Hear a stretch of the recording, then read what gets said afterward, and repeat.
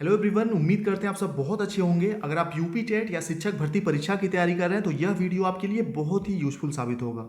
तो चलिए बिना टाइम गवाए आज का वीडियो हम शुरू करते हैं। उससे पहले मैं आपको बता दूं कि पार्ट 1 बाल विकास के पार्ट 1 मैराथन क्लास में हमने कंप्लीट सभी थ्योरी को बहुत ही आसान भाषा में एक्सप्लेनेशन के साथ समझा था। और आज उसी के जो एमसीक्यू बच गए थे, जो कि बहुत ही सेलेक्टेड एमसीक्यू हैं, लगभग 200 प्लस एमसीक्यू क्वेश्चन है, बहुविकल्पी प्रश्न है, जो कि आपके लिए बहुत ही कारगर साबित होंगे एग्जाम से पहले। तो आज इन्हीं 200 प्रश्नों को हम करेंगे। और इसके अलावा जो कथन कथन से क्वेश्चन, एक क्वेश्चन 100% गारंटी के साथ पूछा जाता है कि यह कौन से मनोवैज्ञानिक का कथन है या किसने कहा, तो वो भी सबसे पहले हम देख लेते हैं। कल के वीडियो में रह गया था। तो यहाँ पर सबसे पहले कथन देखते हैं। वैलेंटाइन के अनुसार देखिए, शैशवावस्था सीखने का आदर्श काल है। मोस्ट इंपॉर्टेंट है, एग्जाम में कई बार आ चुका है। शैशवावस्था सीखने का आदर्श काल है, वैलेंटाइन ने यह कहा है। अगला है 20वीं शताब्दी को बालक की शताब्दी माना जाता है। क्रो एंड क्रो का कथन है। नेक्स्ट है मनुष्य को जो कुछ भी बनना होता है प्रारंभ के 4-5 वर्षों में बन जाता है, फ्रायड का कथन है। जो भी कथन यहाँ दिए हुए हैं इस वीडियो में सभी को नोट करते चलिए, एक आध बार और पढ़ लेंगे तो आपको याद हो जाएगा, नोट जरूर करिएगा। अगला है शैशवावस्था द्वारा जीवन का पूरा क्रम निश्चित हो जाता है। मोस्ट इंपॉर्टेंट, एग्जाम में कई बार आया है, एडलर का कथन है। अगला है नेक्स्ट, व्यक्ति का जितना भी मानसिक विकास होता है उसका आधा 3 वर्ष की आयु तक हो जाता है। तो गुड एफ एन के अनुसार है, ठीक है, गुड एन एफ के अनुसार यह कथन है। अगला है बाल्यावस्था जीवन का अनोखा काल है। आप सभी को पता है, कई बार आपने खुद ये देखा होगा, एग्जाम में आया हुआ। तो कोल व ब्रूस, बाल्यावस्था जीवन का सबसे अनोखा काल है। कोल व ब्रूस द्वारा यह कथन कहा गया है। नेक्स्ट है बाल्यावस्था को प्रतिद्वंदता की अवस्था कहा जाता है। तो किलपैट्रिक का कथन है। रॉस ने क्या कहा है, बाल्यावस्था को मिथ्या परिपक्वता का काल कहा है। सभी को नोट कर लीजिए, शिक्षक भर्ती में भी आगे आपके काम आने वाला है। अगर आप अभी यूपी टेट की तैयारी कर रहे हैं, आगे शिक्षक भर्ती की आप तैयारी करेंगे, ये तब भी काम आएगा आपके। अगला देखते हैं। देखिए, किशोरावस्था से संबंधित कुछ महत्वपूर्ण परिभाषाएं हैं जो एग्जाम में आती हैं अक्सर। तो रॉस ने क्या कहा है, किशोरावस्था शैशवावस्था की पुनरावृत्ति है, क्योंकि किशोरावस्था की जो बहुत सारी विशेषताएं होती हैं वो शैशवावस्था में भी पाई जाती हैं। फॉर एग्जांपल, शारीरिक विकास तेजी से होता है शैशवावस्था में भी, किशोरावस्था में भी, ठीक है। अगला है क्रो एंड क्रो, किशोर ही वर्तमान की शक्ति और भावी आशा को प्रस्तुत करता है, क्रो एंड क्रो ने कहा है। अगला है कुल्हन द्वारा कहा गया कथन, किशोरावस्था बाल्यकाल तथा प्रौढ़ावस्था के मध्य की संक्रांति का काल है। नेक्स्ट है किशोरावस्था जीवन का सबसे कठिन काल है। किशोरावस्था जीवन का सबसे कठिन काल है, किलपैट्रिक द्वारा कहा गया है। और तनाव, संघर्ष, तूफानी अवस्था किसने कहा है, तो स्टेनले हॉल ने कहा है। नोट कर लीजिए, स्टेनले बहुत इंपॉर्टेंट है। स्टेनले हॉल ने क्या कहा है, स्टेनले हॉल ने कहा है किशोरावस्था को संघर्ष, तनाव, ठीक है, तूफानी अवस्था। अगला देखते हैं स्किनर का कथन क्या है। सीखना व्यवहार में उत्तरोत्तर सामंजस्य की प्रक्रिया है। सीखना व्यवहार में उत्तरोत्तर सामंजस्य की प्रक्रिया है, स्किनर का कथन है। गिलफोर्ड ने क्या कहा है, व्यवहार के कारण व्यवहार में परिवर्तन सीखना है। मोस्ट इंपॉर्टेंट है, एग्जाम में आ भी चुका है। अगला है मैकडूगल ने क्या कहा है, स्मृति से तात्पर्य अतीत की घटनाओं की कल्पना करना और इस तथ्य को पहचान लेना कि ये अतीत के अनुभव हैं। मैकडूगल, ठीक है, स्मृति वगैरह की जब भी बात आए तो मैकडूगल ही है। जैसे अगर आ जाए संज्ञानात्मक विकास से संबंधित कोई भी परिभाषा तो समझ लीजिए मैक्सिमम चांस होगा कि जीन पियाजे का होगा। नैतिक विकास से संबंधित आ जाए तो मैक्सिमम चांस होगा कि वह कोहलबर्ग का होगा, ठीक है। सामाजिक संस्कृति का आ जाए तो वो हो जाएगा वाइगोत्स्की का। ये चीज़ आप याद रखिएगा, नोट कर लीजिए जो अभी मैंने बोला ये चीज़। वुडवर्थ ने क्या कहा है, संवेग व्यक्ति की उत्तेजित दशा है। संवेग व्यक्ति की उत्तेजित दशा है। चलिए अभी एमसीक्यू क्वेश्चन करते हैं। उससे पहले मैं आपको दिखा दूं, कल हमने ये सारी चीज़ें की थी। नीचे डिस्क्रिप्शन में इसका लिंक मिल जाएगा, नहीं देखा है तो देख लीजिए। इसको देखने के बाद सारे कॉन्सेप्ट अच्छे से आसानी से क्लियर हो जाएंगे। बहुत ही अच्छे से एक्सप्लेन किया गया है, ठीक है। तो इसमें भी आपको बहुत सारी परिभाषाएं मिल जाएंगी बुद्धि वगैरह की, और जो भी चीज़ें, जैसे देखिए यहाँ पे टर्मन ने क्या कहा है कि टर्मन के अनुसार अमूर्त वस्तुओं के संबंध में विचार करने की योग्यता ही बुद्धि है, ठीक है। अमूर्त वस्तुओं के संबंध में विचार करने की योग्यता बुद्धि है, टर्मन ने कहा है। विलियम स्टर्न ने क्या कहा है कि नवीन परिस्थितियों के साथ समायोजन करने की योग्यता बुद्धि है। तो विलियम स्टर्न ने एक कथन कहा है। तो ऐसे बहुत सारे टॉपिक हमने कंप्लीट किए थे बहुत आसान भाषा में। वीडियो आप जरूर देखिएगा, नीचे डिस्क्रिप्शन में उसका लिंक है। अब हम सीधे एमसीक्यू क्वेश्चन पे चलते हैं। पूरा मैस्लो का सिद्धांत, समावेशी शिक्षा, सब कुछ हमने बहुत अच्छे से कल कंप्लीट किया है। चलिए सीधे आज आ जाते हैं अपने एमसीक्यू क्वेश्चन पे। 200 से ज़्यादा एमसीक्यू हैं। 10 नंबर तक हमने कर लिया था, लेकिन एक बार फिर से रिपीट कर देते हैं फटाक से। व्यवहार के कारण व्यवहार में परिवर्तन ही अधिगम है। देखिए किसने कहा है, गिलफोर्ड ने कहा है। व्यवहार के कारण व्यवहार में आया हुआ परिवर्तन ही अधिगम कहलाता है, गिलफोर्ड का कथन है। नेक्स्ट है, थॉर्नडाइक ने अपने सिद्धांत को किस शीर्षक से सिद्ध किया है? तो अधिगम के प्रयास एवं भूल, ठीक है, यही उनका शीर्षक है। थॉर्नडाइक का जो अधिगम का सिद्धांत है, सीखने का सिद्धांत, उसको उन्होंने प्रयास एवं भूल का भी नाम दिया है। चलिए अगला देखते हैं। तीसरा है, एक बालक साइकिल चलाना जानता है, मोटरसाइकिल चलाना सीख रहा है, यह उदाहरण होगा। 2 से 3 बार यह क्वेश्चन पूछा जा चुका है, इसको याद रखिएगा, बहुत ही सिलेक्टेड क्वेश्चन है। एक बालक जो साइकिल चलाना जानता है, मोटरसाइकिल चलाना सीख रहा है, तो यह उदाहरण होगा ऊर्ध्व अधिगम अंतरण का। ठीक है, अगला देखते हैं। निम्न में से किसने अधिगम सिद्धांत का प्रतिपादन नहीं किया? जो अधिगम सीखने संबंधी जो बहुत सारी थ्योरीज हैं, ठीक है, उन बहुत सारे मनोवैज्ञानिकों ने दी है, तो किसने नहीं दिया है? तो B.S. ब्लूम ने अधिगम का सिद्धांत नहीं दिया है। बाकी स्किनर ने भी अधिगम का सिद्धांत दिया है, थॉर्नडाइक का भी है, कोहलर का भी है। अगला देखते हैं, थॉर्नडाइक के अधिगम, निम्नलिखित में से कौन सा थॉर्नडाइक के अधिगम के प्राथमिक नियमों में शामिल नहीं है? क्वेश्चन पूछा है कौन सा प्राथमिक नियमों में शामिल नहीं है। 2 प्रकार के इन्होंने नियम दिए हैं सीखने संबंधी। पहला प्राथमिक या मुख्य नियम, ठीक है, मुख्य नियम, और दूसरा इन्होंने दिया है गौड़ नियम।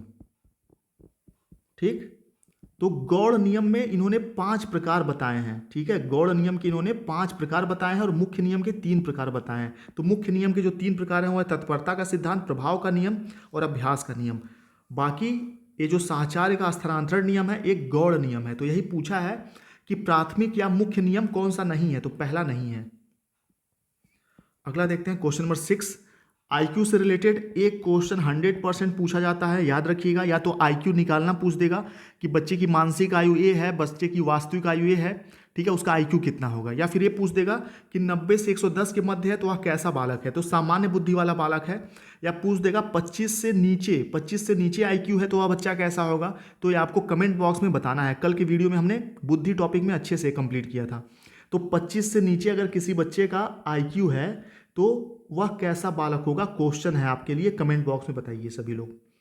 क्वेश्चन नंबर 7, निःशुल्क एवं अनिवार्य शिक्षा का अधिकार अधिनियम कितने वर्ष के बच्चों के लिए लागू है? तो 6 से 14 वर्ष के लिए। हमेशा याद रखिएगा 6 से 14 वर्ष निःशुल्क एवं अनिवार्य शिक्षा लागू है बच्चों के लिए। हार्वर्ड गार्डनर ने 8 बुद्धि का अधिमान निर्धारित किया, इनमें से कौन सा सही नहीं है? क्वेश्चन नंबर 8, इसका सही आंसर हो जाएगा भावात्मक बुद्धि। ठीक है, बाकी स्थानीय बुद्धि, अंतर्वैयक्तिक, भाषात्मक, ये सभी हैं, लेकिन कौन सा नहीं है? भावात्मक बुद्धि। जो हार्वर्ड गार्डनर ने बहुबुद्धि का सिद्धांत दिया है उसमें 8 प्रकार बताए हैं, तो 8 प्रकार में कौन सा नहीं है वही पूछ रहा है, तो बी वाला नहीं है। अगला है, यदि एक बच्चे की मानसिक आयु 5 वर्ष है, वास्तविक आयु 4 वर्ष है, तो उस बच्चे की बुद्धि लब्धि कितनी होगी?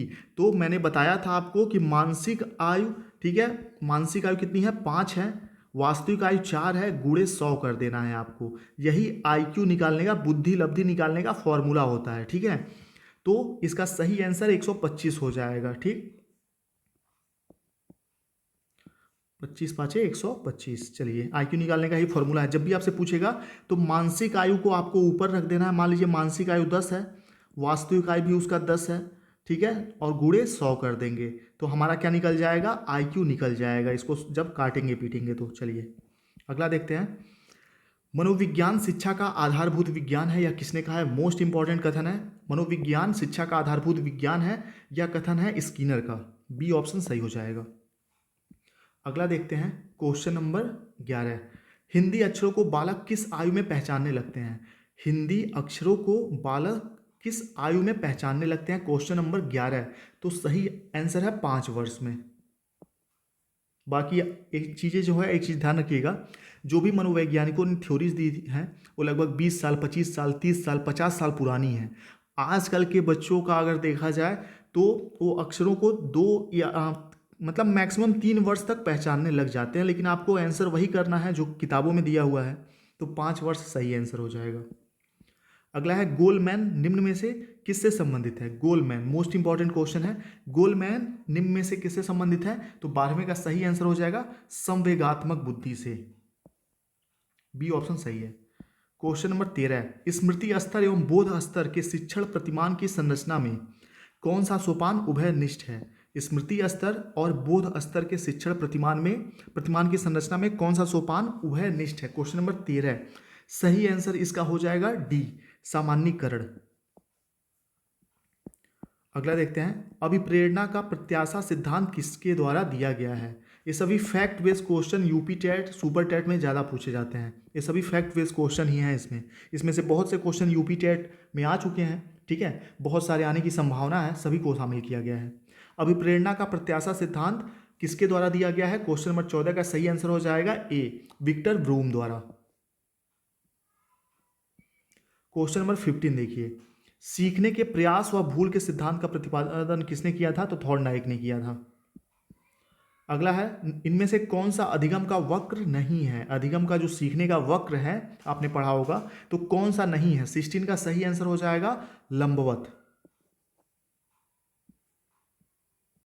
अब सीखने का वक्र क्या होता है अगर आपने नहीं पढ़ा तो मैं बहुत आसान शब्दों में आपको बता दूं। जैसे कि आप डेली कुछ ना कुछ नया सीखते हैं, ठीक है, जैसे कि अंग्रेजी पढ़ना या फिर कार चलाना या फिर चित्र बनाना या फिर कुछ और नया चीज़ करना, ठीक है, तो इन सबको अगर गति के मतलब हिसाब से या फिर जैसे ग्राफ बनाते हैं ना, तो ग्राफ में क्या करते हैं, कभी ऊपर कभी नीचे जाता है, तो सीखना भी ऐसे ही है, सीखना कभी ऊपर की तरफ कभी नीचे की तरफ। तो इसी को अगर ग्राफ पे हम प्रदर्शित करें सीखने को, ठीक है, सीखने की गति को, तो इसी को अधिगम का वक्र बोलेंगे या सीखने का वक्र बोलते हैं। और अधिगम का पठार भी एक शब्द आता है बार बार कि अधिगम का पठार क्या होता है या सीखने का पठार क्या होता है।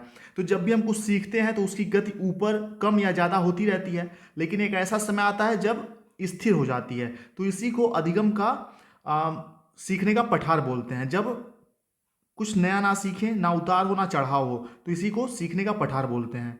तो दोनों चीज़ आप समझ चुके होंगे। आगे देखते हैं, क्रिया प्रसूत अनुबंधन का दूसरा नाम है।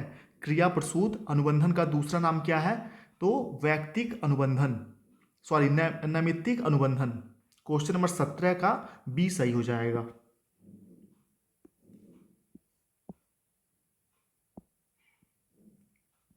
अगला है डिसलेक्सिया। डिसलेक्सिया क्या है? तो पढ़ने संबंधी अक्षमता है। तो देखिए, डिस माने होता है कमी, लेक्सिया माने होता है शब्द या अक्षर। तो जब भी शब्द या अक्षर को पढ़ने में दिक्कत होगा तो उसको डिसलेक्सिया बोलेंगे, पढ़ने संबंधी अक्षमता है। लिखने संबंधी डिस्ग्राफिया होता है, ठीक, डिस्ग्राफिया। सीखने संबंधी अक्षमता, सुनने संबंधी अक्षमता, और भी बहुत सारी चीज़ें जो आपको ऊपर पढ़ाई जा चुकी हैं, आप चाहे तो उसको एक बार देख सकते हैं कंप्लीट। बहुत देखिए, पहले क्या होता था, डिसलेक्सिया, डिसकैलकुलिया, डिस्ग्राफिया, यही 3 पूछे जाते थे, लेकिन आजकल पैटर्न बदला है।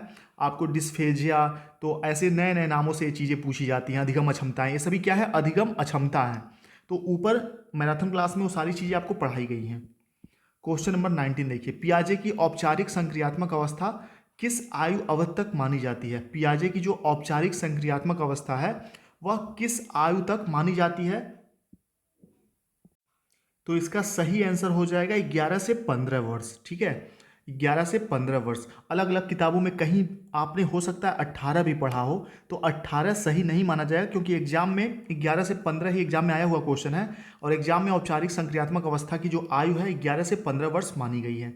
0 से 2 वर्ष जो है, ये जो एक तरह से शैशवावस्था का उम्र होता है, इसी को मूर्त इंद्रिय जनित अवस्था, इंद्रिय गामक अवस्था बोलते हैं जीन पियाजे के संज्ञानात्मक विकास के सिद्धांत में। उसका मूर्त संक्रियात्मक, ठीक।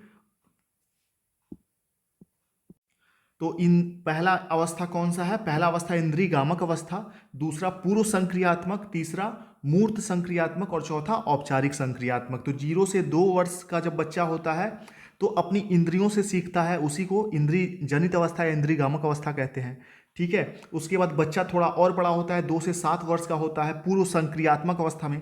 तो जैसा कि इसका नाम है पूर्व संक्रियात्मक अवस्था, संक्रियात्मक,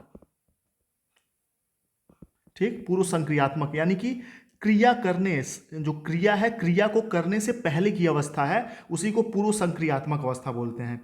उसके बाद 7 से 11 मूर्त संक्रियात्मक, यानी कि इस अवस्था में बच्चे मूर्त चीज़ों से सीखते हैं, मूर्त चीज़ों की चिंतन कर सकते हैं, मूर्त संक्रियात्मक अवस्था।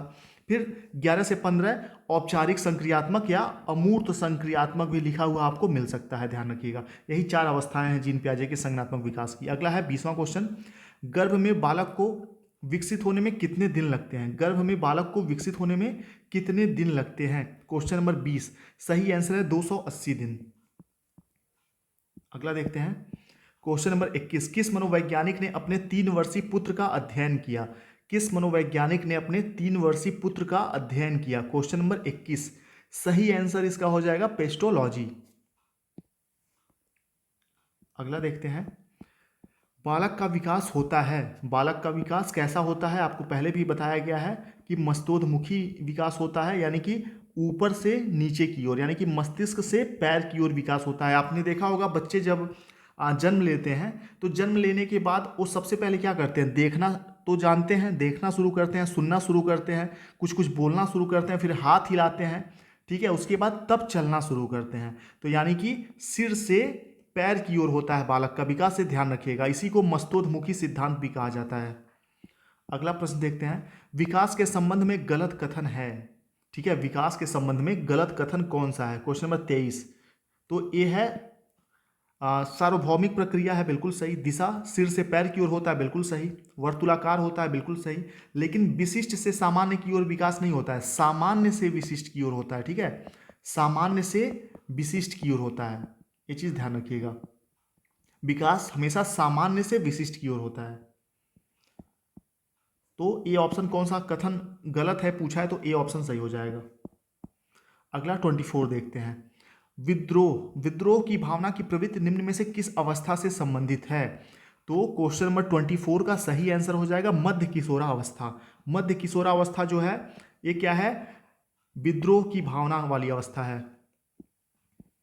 क्वेश्चन नंबर 25, सूक्ष्म शिक्षण के भारतीय प्रतिमान में कुल कितना समय लगता है? सूक्ष्म शिक्षण के भारतीय प्रतिमान में कुल कितना समय लगता है? ये फैक्ट बेस का क्वेश्चन है, ऐसे ही आप याद रखिए इसको। क्वेश्चन नंबर 25 का सही आंसर हो जाएगा डी, 36 मिनट। माइक्रो टीचिंग का नाम सुना होगा, उसी से रिलेटेड क्वेश्चन है। अगला है, पियाजे के सिद्धांत के प्राक संक्रियात्मक अवस्था की अवधि क्या है? प्राक संक्रियात्मक अवस्था की अवधि क्या है? क्वेश्चन नंबर 26 का सही आंसर हो जाएगा 2 से 7 वर्ष, ठीक है, 2 से 7 वर्ष। प्राक संक्रियात्मक या पूर्व संक्रियात्मक भी इसको कहा जाता है, पूर्व संक्रियात्मक। चलिए, नाम इसका अलग अलग होगा, इंग्लिश में आप पढ़ेंगे, ठीक है, तो हमेशा एक होगा। और फ्यूचर में अब जो भी चीज़ें पढ़ाई जाएंगी, हिंदी इंग्लिश दोनों में क्वेश्चन होंगे। एक साइड आपको इंग्लिश में मिलेगा, एक साइड आपको हिंदी में मिल जाएगा, ताकि जो इंग्लिश मीडियम के लोग हैं उनको भी समझने में आसानी हो। आगे देखते हैं, और वीडियो को लाइक जरूर कर दीजिए, अगर नए हैं तो सब्सक्राइब जरूर करिए चैनल को, क्योंकि आगे आपको ईवीएस का मैराथन मिलने वाला है, जो कि बहुत ही सेलेक्टेड होगा, सारे टॉपिक कवर हो जाएंगे उसमें। अगला है, मूल प्रवृत्तियों को 14 प्रकार से किसने वर्गीकृत किया है? क्वेश्चन नंबर 27, मूल प्रवृत्तियों को मैकडूगल ने किया है, ठीक है, आप सभी को पता है 14 प्रकार की इन्होंने मूल प्रवृत्तियां बताई हुई हैं, मैकडूगल। आगे देखते हैं, डिसलेक्सिया में यह करने में कठिनाई होती है, डिसलेक्सिया, ठीक है, क्या होता है? पढ़ने में, वर्तनी में अशुद्धता होती है, पढ़ने संबंधी समस्या है डिसलेक्सिया। 28 का डी ऑप्शन सही हो जाएगा। 29, गर्भ में सर्वप्रथम निर्माण होता है, गर्भ में सर्वप्रथम किस चीज का निर्माण होता है? पैर, सिर, धड़ या सभी का?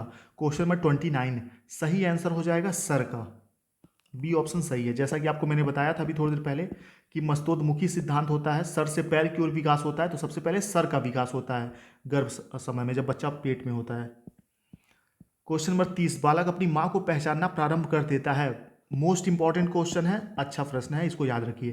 क्वेश्चन नंबर 30 का सही आंसर हो जाएगा 3 माह में, 3 माह के भीतर बच्चा अपने माँ को पहचानना शुरू कर देता है। 31, बालक के जन्म के समय शिशु के मस्तिष्क का भार होता है, effect based question UP TET में कभी कभी पूछ लिए जाते हैं। तो बालक के जन्म के समय शिशु के मस्तिष्क का भार कितना होता है? तो 350 ग्राम।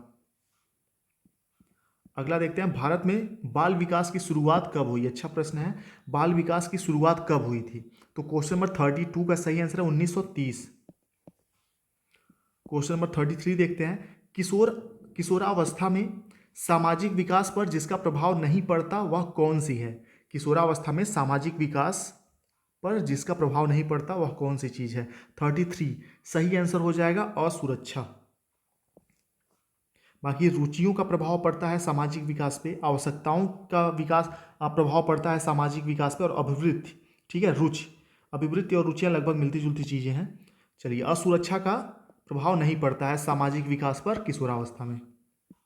सी ऑप्शन सही हो जाएगा। 34 देखिए, लॉरेंस कोल्वर विकास के क्षेत्र में शोध के लिए जाने जाते हैं। तो नैतिक विकास का इन्होंने सिद्धांत दिया था, और इनका नैतिक विकास का सिद्धांत बहुत ही इंपॉर्टेंट है, एग्जाम में सी टेट हो या अन्य परीक्षाओं पूछा जाता है, यूपी टेट वगैरह में। तो लॉरेंस कोहलबर्ग ने नैतिक विकास की कुल 3 अवस्थाएं बताई हैं, ठीक है, आप सभी को पता है कौन कौन सी अवस्थाएं हैं। पहला है पूर्व परंपरागत, ध्यान दीजिएगा, पूर्व यही समझ लीजिए, बहुत अच्छे से समझ में आ जाएगा, पूर्व परंपरागत। दूसरा अवस्था है इनका परंपरागत, इसी को रूढ़िगत भी कहीं कहीं लिखा हुआ मिल जाएगा आपको, ठीक है, रूढ़िगत, पूर्व रूढ़िगत, रूढ़िगत, और तीसरा है, ठीक है, उत्तर रूढ़िगत, उत्तर परंपरागत। प्री कन्वेंशनल, कन्वेंशनल और पोस्ट कन्वेंशनल, यही 3 अवस्थाएं हैं इनके नैतिक विकास की। तो इन्होंने बताया है कि बच्चा जब छोटा होता है तो कैसा होता है, स्वार्थी होता है, ठीक है, ये वर्ड याद रखिएगा। बच्चा जब पूर्व परंपरागत अवस्था में होता है तो कैसा होता है, स्वार्थी होता है।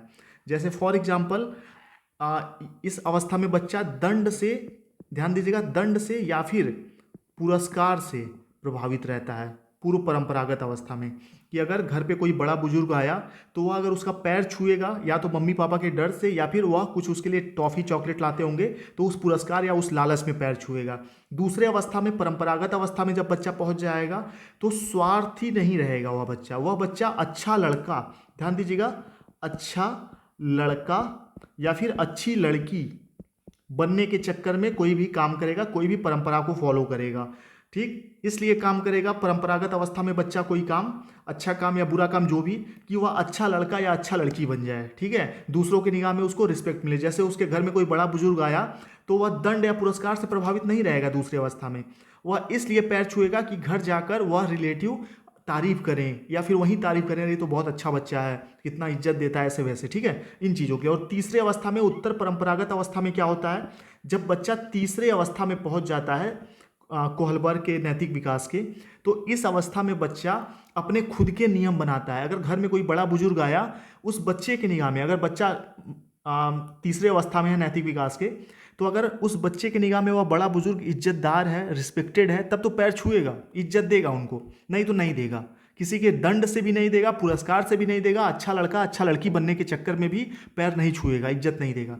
उसको तब इज्जत देगा जब उसको खुद लगेगा कि हाँ इज्जत पाने लायक हैं, ठीक, यही नैतिक विकास की 3 अवस्थाएं हैं जो कोहलबर्ग ने बताई हैं। अब नैतिक विकास क्या होता है, नैतिकता क्या होती है, कुछ अच्छा या बुरा, ठीक है, अच्छे और बुरे में अंतर करके उसके अनुरूप जब आप व्यवहार करते हैं अपने हिसाब से, उसी को नैतिकता कहते हैं, ठीक। नैतिकता क्या होती है कि अच्छे बुरे में अंतर करके आप अपने अनुरूप जब कोई व्यवहार करते हैं तो वही आपकी नैतिकता होती है।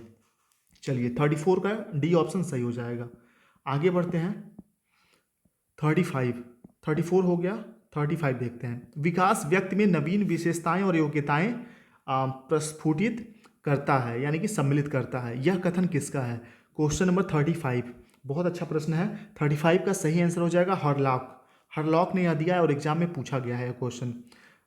विकास व्यक्ति में नवीन विशेषताएं योग्यताएं शामिल करता है, यह कथन हरलॉक का है। अगला देखते हैं 36। किशोरावस्था एक नया जन्म है, इसमें उच्चतर और श्रेष्ठतर मानव विशेषताओं का जन्म होता है, यह कथन किसका है? सभी पूछे जा चुके हैं। किशोरावस्था एक नया जन्म है, एक नया जन्म है, तो यह कथन किसने कहा है? 36 का सही आंसर हो जाएगा स्टेनले हॉल ने। 37 देखते हैं। किशोरावस्था आदर्शों की अवस्था है, सिद्धांतों के निर्माण की अवस्था है, साथ ही जीवन का सामान्य समायोजन है, यह परिभाषा किसने दिया है? 37 सही आंसर हो जाएगा जीन पियाजे ने। ठीक है, जीन पियाजे ने क्या कहा है कि आदर्शों की अवस्था है, सिद्धांतों का निर्माण का अवस्था है।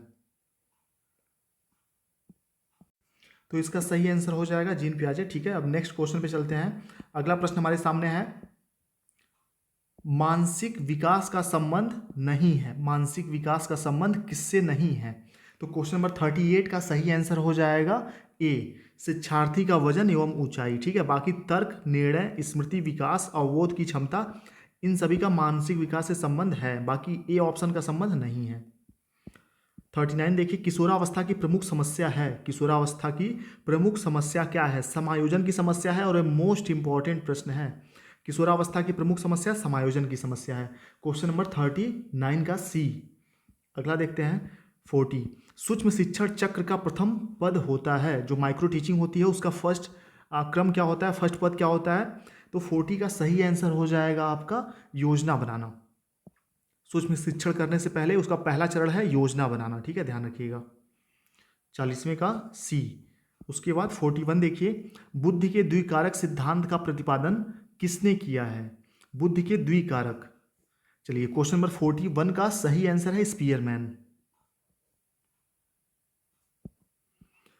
अभिप्रेरणा के मूल सिद्धांत के प्रतिपादक थे। अभिप्रेरणा यानी कि मोटिवेशन के मूल सिद्धांत के प्रतिपादक कौन थे? क्वेश्चन नंबर 42 सही आंसर है मैकडूगल। डी ऑप्शन सही है। ये सभी बहुत ही सिलेक्टेड प्रश्न कर रहे हैं आप, मैक्सिमम क्वेश्चन यहाँ से पूछे जाएंगे। समावेशीकरण की सफलता के लिए आवश्यक है 43, समावेशीकरण की सफलता के लिए आवश्यक है 43 का सही आंसर है संवेदनशीलता। क्वेश्चन नंबर 44, क्वेश्चन नंबर 44 है, 12 वर्ष से 16 वर्ष के बच्चे के लिए हिंदी में डॉक्टर एस.एम. जलोटा ने कौन सा परीक्षण प्रतिपादित किया था? जैसे कि टैट, कैट, ये सारे परीक्षण के नाम आपने सुने हैं। ठीक है, वैसे ये भी एक परीक्षण है। तो क्वेश्चन नंबर 44 का सही आंसर हो जाएगा ए, अशाब्दिक बुद्धि परीक्षण। निम्न में से कौन सा संज्ञानात्मक क्षेत्र से संबंधित नहीं है? निम्न में से कौन सा संज्ञानात्मक क्षेत्र से संबंधित नहीं है? 45 सही आंसर इसका हो जाएगा डी, अमूल्यन। संज्ञानात्मक क्षेत्र से संबंधित नहीं है डी, अमूल्यन। बाकी ज्ञान, बोध, अनुप्रयोग ये सभी संज्ञानात्मक क्षेत्र से संबंधित है, ध्यान रखिएगा। क्वेश्चन नंबर 46 देखते हैं, किशोरावस्था बड़े संघर्ष, तूफान, विरोध की अवस्था है। तो स्टेनले हॉल, देखिए आपको मैंने स्टार्टिंग में ही बताया था ये चीज़ कि जब भी संघर्ष, तूफान, विरोध, ठीक है, तूफानी अवस्था, ठीक है, तो ये स्टेनले हॉल ने कहा है। Question number 46 B. ये सारी चीज़ें अपने पढ़ाई के टाइम पे ट्रिक से याद की गई थी, मतलब ट्रिक से मैंने याद किया था, इसलिए अभी तक मुझे सारी चीज़ें याद हैं। ठीक है, और ट्रिक क्या है कि दूसरे का बनाया हुआ ट्रिक उतना इफेक्टिव नहीं होता जितना कि खुद का बनाया हुआ ट्रिक होता है। पढ़ने के लिए खुद ट्रिक बनाइए। अगला है 47, जीन पियाजे के अनुसार संज्ञानात्मक विकास की 4 अवस्थाएं हैं, चारों के बारे में आपको बताया गया है। 48 देखिए, एरिक्सन के अनुसार कौन सी अवस्था में बालक अधिक पहल करता है लेकिन बहुत सशक्त भी हो सकता है, जो दोष भावनाओं की ओर ले जाता है? क्वेश्चन नंबर 48 सही आंसर इसका है बी, 3 से 6 वर्ष तक। अगला है 49, नैतिक तर्क अवस्था सिद्धांत किसने स्पष्ट किया? नैतिक तर्क का अवस्था ये जो सिद्धांत है किसने स्पष्ट किया? नैतिक तर्क कोहलबर्ग। ठीक है, नैतिकता की जब भी बात आएगी आप एक चीज़ नोट कर लीजिए, जब भी नैतिकता की बात आएगी तो कोहलबर्ग होगा।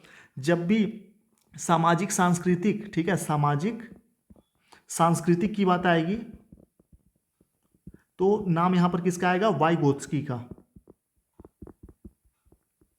और किसी भी प्रकार से जब बुद्धि से संबंधित संज्ञानात्मक विकास से संबंधित चीज आएगा, ठीक है, किसी भी प्रकार से संज्ञानात्मक सिद्धांत विकास के सिद्धांत से, तो जीन पियाजे। ये चीज़ आप याद रखिएगा, ये 3 चीज़ आप याद रखेंगे, कई क्वेश्चन आपके सही हो जाएंगे। सामाजिक सांस्कृतिक आए तो वाइगोत्स्की, संज्ञानात्मक विकास आए तो पियाजे, नैतिक विकास आए तो कोहलबर्ग। जब भी ये शब्द आए तो यही मनोवैज्ञानिक आएंगे वहाँ पर ऑप्शन में। अगला है क्वेश्चन नंबर 50, वंशानुक्रम से संबंधित प्रयोग चूहों पर किसने किया? वंशानुक्रम से संबंधित प्रयोग चूहों पर किसने किया? क्वेश्चन नंबर 50 सही आंसर इसका है सी, मेंडल ने। ठीक है, वंशानुक्रम से संबंधित जब भी आए चीज तो मेंडल का नाम आता है सबसे पहले, जॉर्ज मेंडल। अगला 51, किशोरावस्था प्रारंभ होती है। किशोरावस्था प्रारंभ होती है 12 वर्ष की आयु से, ध्यान रखिएगा, किशोरावस्था 12 वर्ष की आयु से प्रारंभ होती है। क्वेश्चन नंबर 51 का सी। अगला देखते हैं 52। निम्न में से किसने बच्चों में वस्तु स्थैर्य के विकास को समझने में सहायता की है? बच्चों के वस्तु स्थैर्य यानी कि वस्तु क्या बोलते हैं इसको, इंग्लिश में इसके लिए यूज करते हैं ऑब्जेक्ट परमानेंस, ठीक है, वस्तु अस्थायित्व, ठीक। तो वस्तु अस्थायित्व ये जो कॉन्सेप्ट है तो जीन पियाजे द्वारा दिया गया है, ध्यान रखिएगा, वस्तु अस्थायित्व। अगला है 53। किसने यह दावा किया कि सभी भाषाओं में होने वाले कुछ सार्वभौमिक गुण जन्मजात होते हैं? किसने यह दावा किया सभी भाषाओं में होने वाले कुछ सार्वभौमिक गुण जन्मजात होते हैं? क्वेश्चन नंबर 53 सही आंसर है चॉम्स्की ने, ठीक है। जब भी भाषा विकास से संबंधित चीजें आए, भाषा वर्ड आ जाए, भाषा विकास, तो चॉम्स्की का नाम सबसे ऊपर आता है, और आप ये याद रखिएगा चॉम्स्की का सिद्धांत ही वहां आएगा। अगला है 54। निम्न में से अधिगम में योगदान देने वाले मनोवैज्ञानिक कारकों में कौन सा शामिल नहीं है? कौन सा शामिल नहीं है? निम्न में से अधिगम में योगदान देने वाले मनोवैज्ञानिक कारकों में कौन सा शामिल नहीं है? Question number 54। तो यहां पर डी ऑप्शन सही हो जाएगा, विषय वस्तु का स्वरूप। एक बार क्वेश्चन ध्यान से पढ़िए, और ये जो भी क्वेश्चन 200 प्रश्न आप कर रहे हैं, ठीक है, 200 क्वेश्चन जो भी आप एमसीक्यू करने वाले हैं, ये सभी बहुत ही सिलेक्टेड प्रश्न हैं, और यहाँ से हो सकता है 200 में से कम 15 क्वेश्चन यहीं से डायरेक्ट पूछे जाएं, बाकी जो पार्ट 1 में थ्योरी हमने किया था उससे बाकी क्वेश्चन पूछे जाएं, यानी कि लगभग आप 30 में से 30 भी पा सकते हैं अगर आपने बहुत अच्छे से पहले भी पढ़ाई की और ये दोनों वीडियो आपने अच्छे से देखा हुआ है तो। आगे बढ़ते हैं।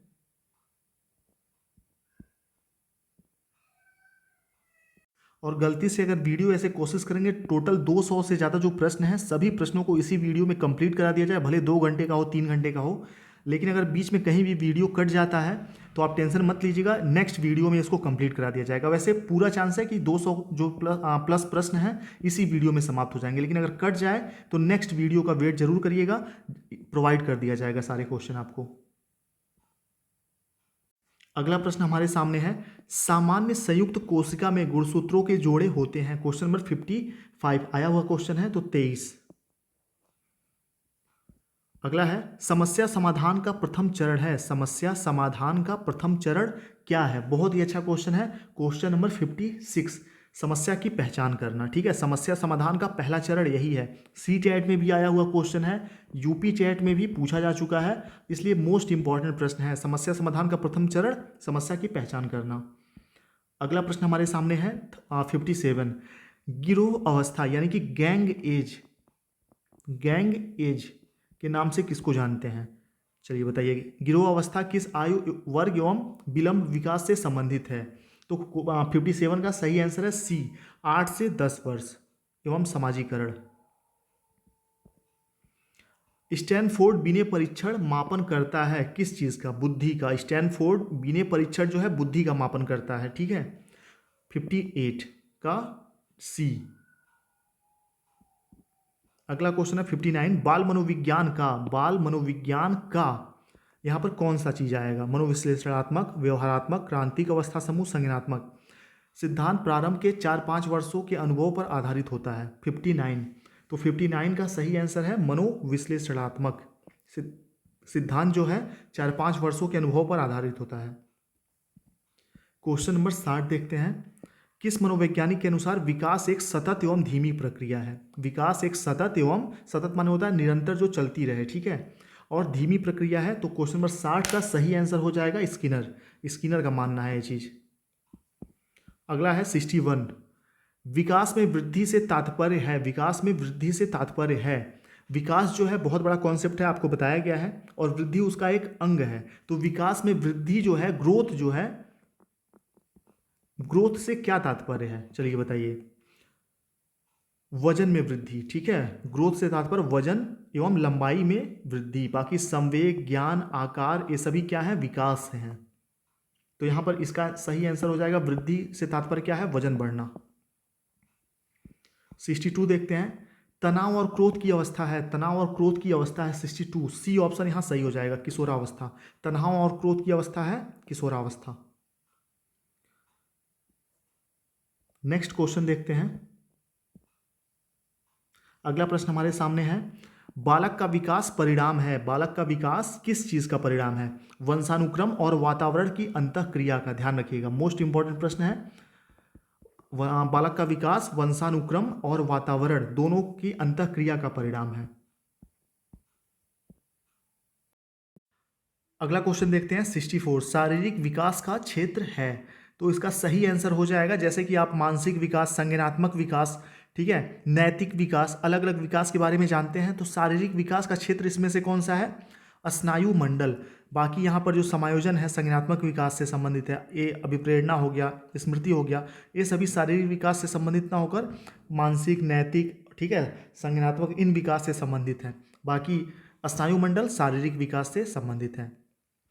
65 देखते हैं, जीन पियाजे के संज्ञानात्मक विकास के अनुसार संवेदी क्रियात्मक अवस्था, यानी कि इंद्रिय जनित अवस्था या सेंसरी मोटर इंग्लिश में, ठीक है। तो 65 का सही आंसर हो जाएगा जन्म से 2 वर्ष तक। ध्यान रखिएगा, 2 से 7 वर्ष कौन सा हो जाएगा? पूर्व संक्रियात्मक, फिर 7 से 11 मूर्त संक्रियात्मक, 11 से 15 या 11 से 16, ठीक है, औपचारिक संक्रियात्मक अवस्था। 65 का ए। अगला देखते हैं, इनमें से कौन मनोवैज्ञानिक भाषा विकास से संबंधित है? कौन सा मनोवैज्ञानिक भाषा विकास से संबंधित है? चॉम्स्की। ध्यान रखिएगा हमेशा। 66 का सी। अगला है, शिक्षण हेतु मानसिक उद्वेलन प्रतिमान का प्रयोग निम्न में से किसके सुधार हेतु किया जाता है? 67, इसका सही आंसर हो जाएगा डी, समस्या समाधान के लिए। अगला है, द कंडीशन ऑफ लर्निंग पुस्तक के लेखक कौन है? मोस्ट इंपॉर्टेंट है, DSSB में भी क्वेश्चन पूछा गया था। द कंडीशन ऑफ लर्निंग पुस्तक के लेखक कौन है? 68, सही आंसर है बी, RM गेने। अगला है, निम्न में से कौन सा कथन सत्य है? निम्न में से कौन सा कथन सत्य है? तो यहां पर ध्यान दीजिएगा, लड़के अधिक बुद्धिमान होते हैं। जब भी कोई ऐसा क्वेश्चन हो, लड़का अधिक बुद्धिमान होता है, लड़की अधिक बुद्धिमान होती है, लड़के गणित में अच्छा होते हैं, वो ऑप्शन कभी सही नहीं होगा। ध्यान रखिएगा, लड़कियां अधिक बुद्धिमान होती है, ये भी कट गया। बुद्धिमान का लिंग से संबंध नहीं होता, बिल्कुल सही। सामान्य लड़के लड़कियों से अधिक बुद्धिमान होते हैं, तीनों कट गया। तो यानी कि सी ऑप्शन सही हो जाएगा। अगला देखते हैं, एक अच्छा अध्यापक विद्यार्थियों के मध्य बढ़ावा देता है। एक अच्छा अध्यापक विद्यार्थियों के मध्य बढ़ावा देता है। तो 70 नंबर क्वेश्चन का सही आंसर हो जाएगा सहयोग की भावना। और शिक्षक भी एक सहयोगी होता है, ध्यान रखिएगा, शिक्षक एक सहयोगी होता है। अगला 71, शिक्षक का अति महत्वपूर्ण उद्देश्य है। शिक्षक का अति महत्वपूर्ण उद्देश्य है 71, इसका सही आंसर हो जाएगा बच्चे का सर्वांगीण विकास। और एक और चीज़ याद रखिए, अगर आपने CTET की तैयारी नहीं की है, CTET की तैयारी की होगी तब तो आपका पैडागोजी जो है वो तैयार होगा, ठीक है, पैडागोजी जो होगा वो तैयार होगा, शिक्षा शास्त्र। लेकिन अगर CTET की तैयारी आपने नहीं की है तो कुछ चीज़ें याद रखिए, UP टेट में पैडागोजी से भी कुछ क्वेश्चन आ जाते हैं। सबसे पहले आपको छात्र को ध्यान में रखते हुए छात्र के हित में जो सबसे उपयुक्त आंसर होगा सकारात्मक रूप से, वही ऑप्शन सही होगा। और जो भी नेगेटिव टैग वर्ड होते हैं, नकारात्मक शब्द होते हैं, जैसे याद करना, रटना, ठीक है, उसके बाद पुस्तक, उसके बाद ऐसे बहुत सारे, दंड हो गया, ये सभी नकारात्मक वर्ड हैं, ये कभी सही नहीं होते। ठीक, शिक्षक की तरह सोच के अपने घर के छोटे बच्चों को याद करके, ठीक है, इमेजिन करके आप आंसर देंगे वास्तविक जीवन से जोड़ के, तो हमेशा आंसर पैडागोजी के सही होंगे आपके। अगला देखते हैं 72, तथा मतलब यहाँ कौन सा आएगा कि विशिष्ट अन्योन क्रिया का परिणाम विकास के विविध मार्गों और निष्कर्षों के रूप में हो सकता है। 72, क्वेश्चन नंबर 72। तो ए वंशानुक्रम यहाँ आएगा, वंशानुक्रम और पर्यावरण, ठीक है, वंशानुक्रम तथा पर्यावरण की विशिष्ट अन्योन क्रिया का परिणाम विकास के विविध मार्गों और निष्कर्षों के रूप में हो सकते हैं।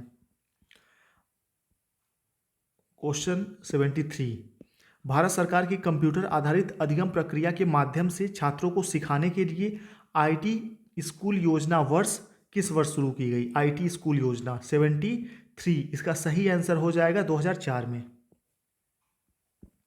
अगला प्रश्न है 6 से 14 वर्ष, मोस्ट इंपॉर्टेंट है, याद रखिएगा इसको। 6 से 14 वर्ष के बीच आयु के बच्चों को एक मौलिक अधिकार के रूप में मुक्त और अनिवार्य शिक्षा देने के उद्देश्य से सर्व शिक्षा अभियान किस वर्ष शुरू किया गया था? तो 4 का सही आंसर हो जाएगा 2001 में सर्व शिक्षा अभियान SSA सर्व शिक्षा अभियान 2001 से शुरू किया गया था। अगला प्रश्न हमारे सामने है 75।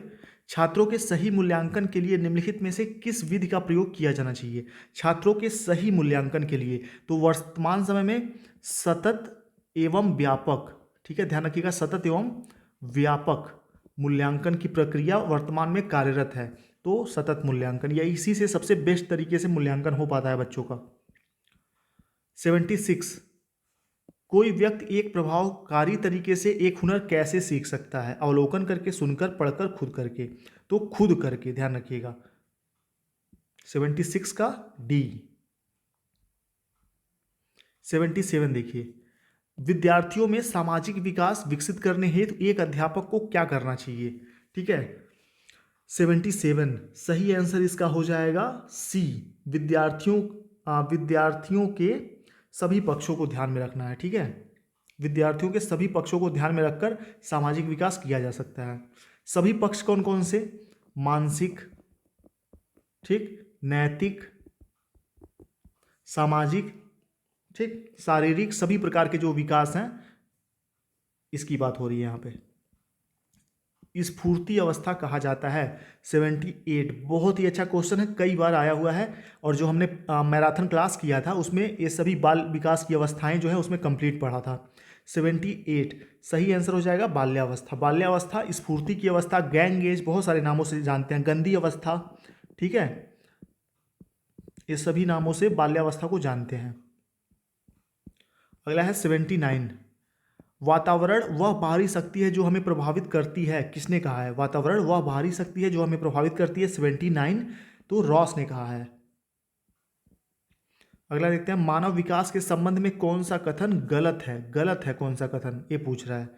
विकास पूर्वानुमेय होता है, विकास सामान्य से विशिष्ट की ओर जाता है, बिल्कुल जाता है, विकास रेखीय होता है, विकास निरंतर होने वाली प्रक्रिया है। ठीक है, तो क्वेश्चन नंबर 80 का सही आंसर हो जाएगा विकास रेखीय होता है, यह कथन गलत है। ठीक है, विकास ऐसे नहीं होता है। विकास कैसे होता है? ऐसे ऐसे होता है, अप डाउन होता रहता है, ऊपर नीचे, कभी विकास तेजी से होगा, स्लो होगा, तेजी से होगा, तो एक क्रम में नहीं चलता रहता है। ठीक, एक क्रम से चलता है लेकिन एक रेखीय नहीं होता है कि मतलब एक समान निरंतर चलता रहे, मतलब एक क्रम, सॉरी यहाँ पे गलत वर्ड यूज कर रहा हूँ मैं। जैसे विकास क्या होता है, यह क्रम से तो चलता है लेकिन रेखी नहीं होता है। रेखी का मतलब यहाँ पर ये है कि एकदम पठार रूप में, समतल रूप में, ठीक है, उतार चढ़ाव इसमें लगा रहता है। 81 देखिए, समावेशी कक्षा में किस प्रकार के छात्र शामिल होते हैं? सामान्य और विशिष्ट दोनों प्रकार के छात्र। ठीक है, अगला देखते हैं 82। बुद्ध के तरल क्रिस्टली प्रतिमान के प्रतिपादक कौन हैं?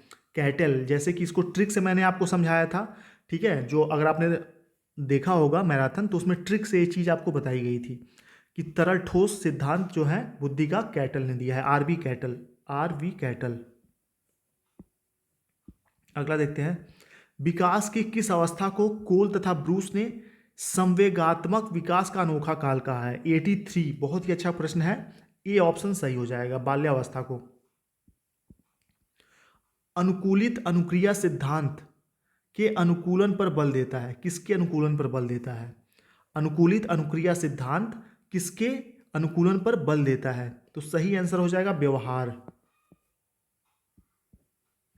निम्न में से कौन शेष से भिन्न है? निम्न में से कौन सा अन्य से भिन्न है? 85 तो 85 का सही आंसर हो जाएगा ड्राइव रिडक्शन सिद्धांत। ठीक है, समान अवयवों का सिद्धांत, अधिगम के लिए अधिगम का सिद्धांत, सामान्यीकरण का सिद्धांत, ये सभी सेम है, बाकी सी ऑप्शन अलग है। 86 देखिए, 20वीं शताब्दी को बालक की शताब्दी कहा जाता है, मोस्ट इंपॉर्टेंट प्रश्न है। 20वीं शताब्दी को बालक की शताब्दी कहा जाता है, यह कथन किसका है? 86 सही आंसर हो जाएगा सी, क्रो एंड क्रो का। 87 देखिए, इस अवस्था को मिथ्या परिपक्वता का समय भी कहा जाता है। 87 क्वेश्चन नंबर 87 सही आंसर है बी, बाल्यावस्था। अगला देखते हैं, शैशवावस्था की विशेषता नहीं है। शैशवावस्था की कौन सी विशेषता नहीं है? Question number 88। तो नैतिकता की कमी, ठीक है, नैतिकता का होना। शैशवावस्था में नैतिकता नहीं होती बच्चे में, यानी कि स्वार्थी होता है बच्चा एक तरह से। 88। क्वेश्चन नंबर 89 देखिए, किस मनोवैज्ञानिक के अनुसार विकास एक सतत और धीमी चलने वाली प्रक्रिया है? मोस्ट इंपॉर्टेंट है कथन। 89 का सही आंसर हो जाएगा हरलॉग द्वारा, ये कहा गया है। क्वेश्चन नंबर 90 देखते हैं, निचली कक्षाओं में खेल पद्धति मूल रूप से आधारित है। निचली कक्षाओं में खेल पद्धति मुख्य रूप से आधारित है। क्वेश्चन नंबर 90 सही आंसर हो जाएगा ए, विकास एवं वृद्धि के मनोवैज्ञानिक सिद्धांत, ठीक है। जो निचली कक्षाएं होती है उसमें जो खेल पद्धति, ठीक है, खेल विधि जो होता है वह मुख्य रूप से किस पे आधारित होता है? जो बच्चे का वृद्धि और विकास होता है उसके मनोवैज्ञानिक सिद्धांतों पर। खेल पद्धति क्यों जरूरी है? ताकि बच्चे का मानसिक, सामाजिक, ठीक है, और हर प्रकार का विकास बराबर होता रहे। अगला देखते हैं 91, विकास कभी न समाप्त होने वाली प्रक्रिया है, यह विचार किससे संबंधित है? विकास कभी न समाप्त होने वाली प्रक्रिया है, यह सिद्धांत, यह विचार किससे संबंधित है? 91 इसका सही आंसर हो जाएगा निरंतरता के सिद्धांत से।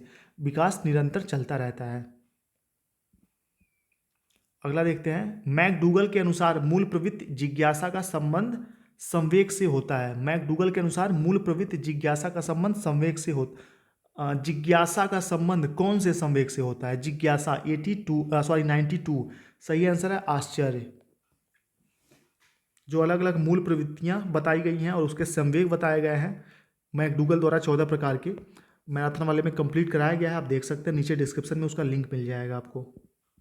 93 देखिए, एक अध्यापक की दृष्टि में कौन सा कथन सर्वोत्तम है? एक अध्यापक की दृष्टि में कौन सा कथन सर्वोत्तम है? 93 सही आंसर हो जाएगा प्रत्येक बच्चा सीख सकता है, ठीक है। कुछ बच्चे सीख सकते हैं, गलत है। अधिकतर बच्चे सीख सकते हैं, गलत है। बहुत कम बच्चे सीख सकते हैं। सबसे सही क्या है? प्रत्येक बच्चा सीख सकता है। एज ए टीचर आपको यही ध्यान रखना है। 94 देखिए, बुद्धि परीक्षण निर्माण के जन्मदाता हैं। बुद्धि परीक्षण निर्माण के जन्मदाता कौन है? Question number 94। तो विलियम स्टर्न या फिर अल्फ्रेड बीने। इसमें आप हमेशा कंफ्यूज होते होंगे दो नामों में, तो इसका सही आंसर है 94 का अल्फ्रेड बीने, ठीक है। बुद्धि परीक्षण का निर्माण अल्फ्रेड बीने ने किया था। अगला देखते हैं, वृद्धि का संबंध किससे है? वृद्धि जो ग्रोथ होता है उसका संबंध किससे है? आकार व भार से, केवल आकार से, केवल भार से, इनमें से कोई नहीं। तो आकार और भार दोनों से वृद्धि का संबंध होता है, ये ऑप्शन सही है।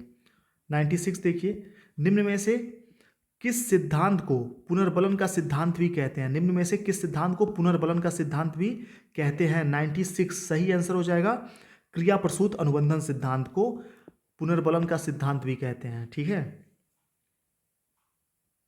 और कमेंट करके बताइए, क्वेश्चन नंबर 96 में आपको एक क्वेश्चन मैं पूछ रहा हूं आपसे कि क्रिया प्रसूत अनुबंधन का सिद्धांत या पुनर्बलन का सिद्धांत किस मनोवैज्ञानिक द्वारा दिया गया है? मैराथन में पढ़ाया गया था आपको, क्वेश्चन है आपके लिए, बताइए इसका आंसर।